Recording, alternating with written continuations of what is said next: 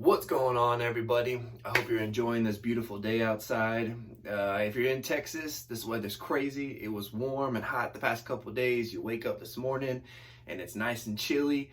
I don't know. Texas is some crazy bipolar weather, but I'm not complaining. I love it. I love the cool weather. And so the other day on Wednesday, I think it was, I talked about the vision over the visionary and that people need to start finding their vision. Right? God gives us this vision and then we need to run in it. And sometimes we can get so caught up in the visionary that we forget God's given us a vision also.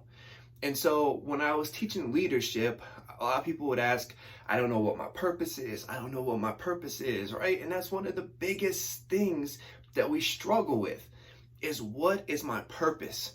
What am I here for? A while ago, I posted some questions about, who are you? Like, where did you come from? What's your purpose? What potential do you have? Where are you going? Right? These are the questions that people have been asking forever. Since the very beginning of time, they've been asking, who am I? Where am I from? Where am I going? What can I even do? We struggle with this and we search for it and we search for it and we search for it and we look for it in so many different areas. And we want people to tell us it, and we want our clothes to show it, and we want to, with the car we drive or the job we have or the relationship we're in, we look for that to tell us who we are, what we can do, what potential we have. And that is the wrong place to go, because everybody has a purpose. No one was put here on earth to not do anything. You're here to fulfill something. You're here to fix something. You're here to satisfy something. That's why you're here. You were put here to rule and to make sure that you complete something, right? And if you don't think that you are, well, we have a big issue. Because in Genesis, right, in Genesis 1:26, God says, let us create man, right? Let us create man, and man was female and male. And it says, let us create it. Let us give them our likeness, right? So that they can rule over this earth, right? So God, when he formed man, he wanted us to rule. He wanted us to be like him. He wanted us to create. He wanted us to solve issues. He wanted us to fix problems. And he wanted us to make earth look like the place that we came from. And over time, we've lost it, right? We keep searching for it, and especially today with social media and everything that's hitting us, we lose that we were put here to rule, to fix, to create, right? We lost it. We think we don't have a purpose, or we're like, I don't know what my purpose is. Somebody tell me what my purpose is. The coolest thing about God is that he put everything inside of you before he even created you. He didn't put you here and then it's like, okay, go search for this. Go find it somewhere else and I'll tell you over time. No, he already put it in you before he put you here. Because think about any kind of product, right? Your phone. I'm sure most of you got iPhones or, any kind of type of phone. When the creator of that phone, when they made it, they put everything inside of it before they put their name on it and before they shipped it out. They didn't just put the phone out there and like, okay, over time, we'll send you stuff to make the phone work, right? It can make a phone call right now, but hopefully in a couple months you can go on the internet, and maybe in a couple months, you can search for this and you can do videos and all whatever. The iPhone can do it can do many things, but it's already built in. Now we learn how to use it over time, but they give you a booklet to show you that. That's another teaching, why that booklet is so important and what that booklet is in our life today. But the phone has everything built in. It's capable of everything that the creator had in mind when he envisioned the phone. And if a person is going to make a product and put it out and put all this in it, then how much more is God going to do it when he created us? He doesn't just create us and just say, hey, hopefully they'll figure it out over time. He put it in us. because he knew, hey, one place that we can search is our heart. One place we can search is within us. So let me make it so easy for them to figure it out that I'm going to put it right there. But we don't know this. We don't think about it. And we've been told, no, no, no, no, no. You need to search for it. You need to go to school. You need to wait till somebody tells you that you're appropriate for it, or you're approved for it, or wait till you have this education level, or wait for this experience, or whatever. So we keep putting stuff off because we're thinking at some time we will eventually be approved, we'll be stamped, and we'll be told you're ready to go. And then it doesn't come, and we live a life unfulfilled. We're unsatisfied, we're unhappy, and we're like, God, why didn't you ever tell me what my purpose is, or show me what my purpose is? And God's like, I already put it in you. I already gave it to you. From birth, you had this purpose unleashed inside of you. You just had to believe it, tap into it, and run in it. You just had to. But we just have put it off because society tells you you don't have it yet. Society tells you you're not proven yet. Society tells you you need to go find it in books or jobs or women or clothes or cars or education or whatever. But that's not true. You already have it in you. Now, if you go to 2 Peter, right, verse 1, verse 3, it says you have everything in you for a righteous life. God's already given you everything so that you can get your calling, that you can walk in it, and that you will not stumble. Peter was saying this, right? Look it up. He's saying you already have everything inside of you. God's given it all to you right from the jump, because he wants you to be able to walk in your calling, never stumble, and go fulfill the purpose of why he put you here. So why is it that we're not being told this? So many people don't understand what their purpose is. So many people are like, I'm just searching for my purpose. I'm searching for my purpose. I'm searching for my purpose. What are you searching for? It's already in you. I know this can be, people are like, no, I don't know what it is. But you truly do. If you talk to most people, they know what their purpose is. They have such a passion inside of them. But what has happened to us is that over time, people tell you, you can't do that. People tell you that's dumb. People tell you, give up those dreams. Stop living and stop dreaming like that. Go get a good job, get a house, get a 401k, right? They keep telling you, stop dreaming about that stuff. That's not how life works. The reason that it's inside of you, and the reason that you dream about it, and the reason that you're so passionate about it, is because that is your purpose.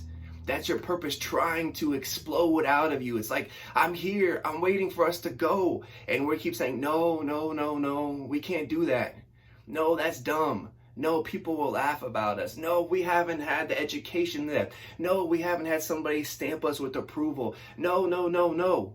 So we push it down, and we push it down, and we push it down. And then we wonder why we're so unhappy, why we're depressed, why life just seems like it's a bore. Why we go to addictions, why we go to these different things, why it's just the same cycle over and over and over again. Because we're not unleashing the purpose that God gave it to you.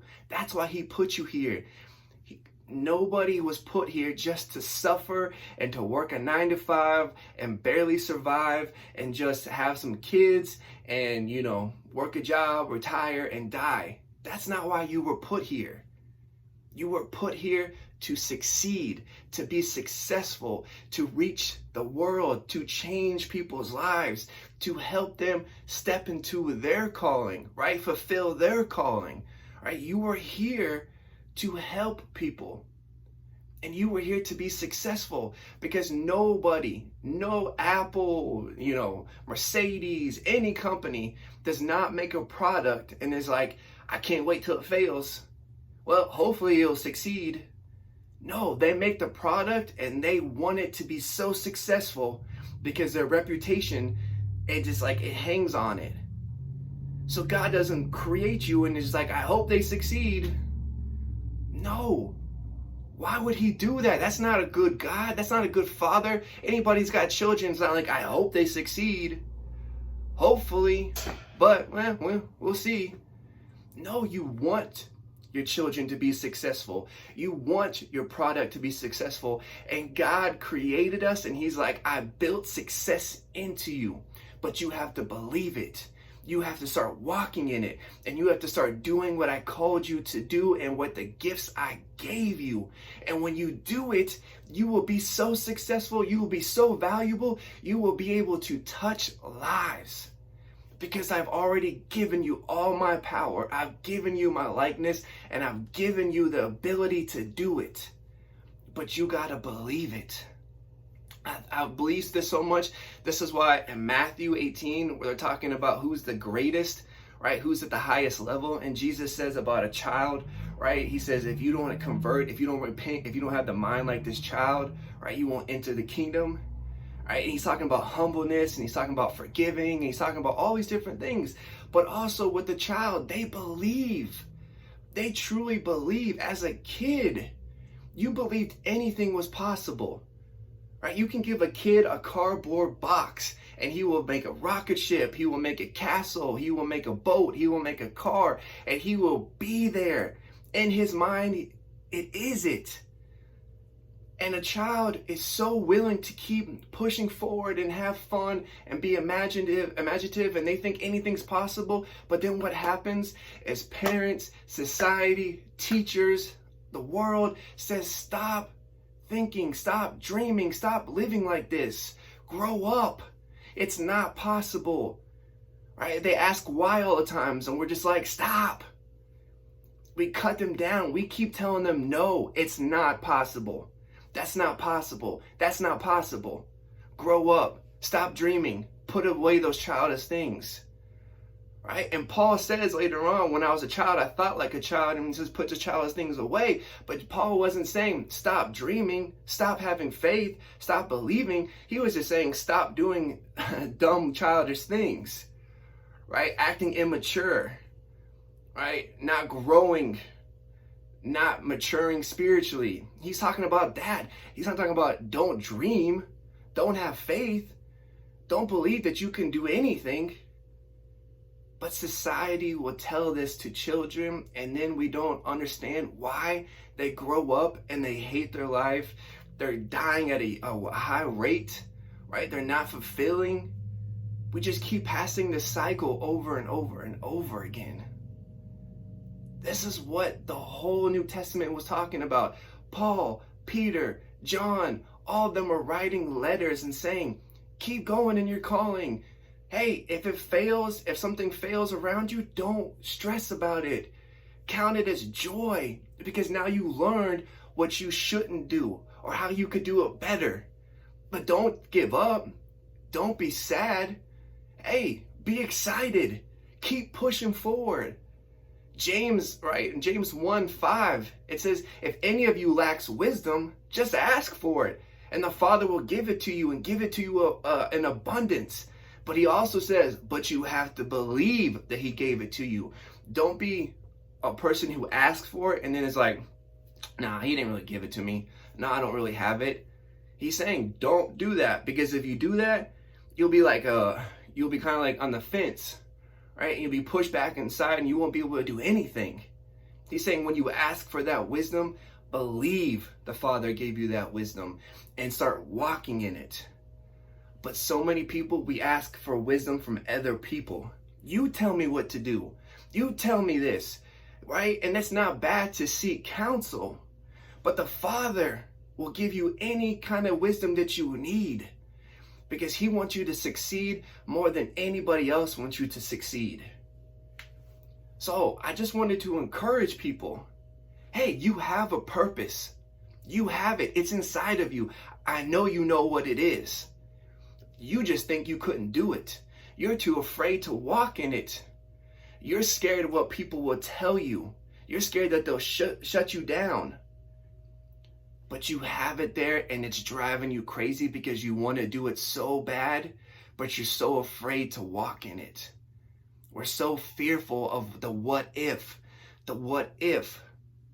What if you succeed? Some people are more afraid to succeed than they are to fail because, hey, failure is easy. And there's so many people out there failing. Hey, they love company. So it's real easy to fail and people pat you on the back and say it's okay. But as soon as you start succeeding,